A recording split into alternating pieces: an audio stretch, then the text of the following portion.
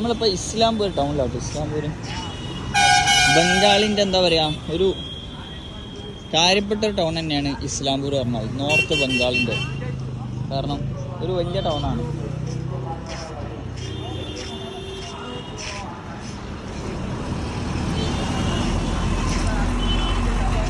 അസ്സലാമലൈക്കും. നമ്മളിപ്പം വെസ്റ്റ് ബംഗാളിൽ നിന്ന് നോർത്ത് ബംഗാളിൽ എത്തിയിരിക്കുകയാണ്.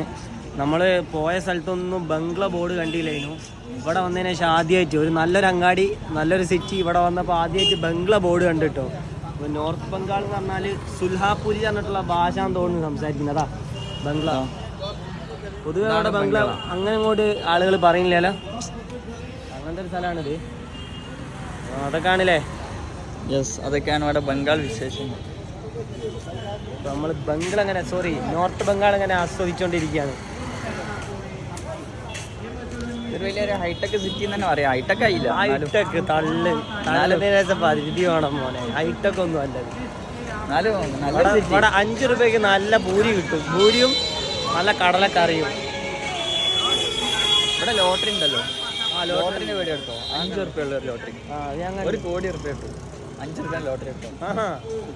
1 കോടിയല്ലേ കിട്ടും. നമ്മളെ നാട്ടില് 500 റുപ്യൻ്റെ അടുത്ത് അത്ര 34 കോടി. അത് വേറെ, ഇത് വേറെ. ഇത് 5 റുപ്യ ഉള്ളൂ. എല്ലാ ദിവസവും ഒന്നെടുത്താലും ബാക്കിയാ.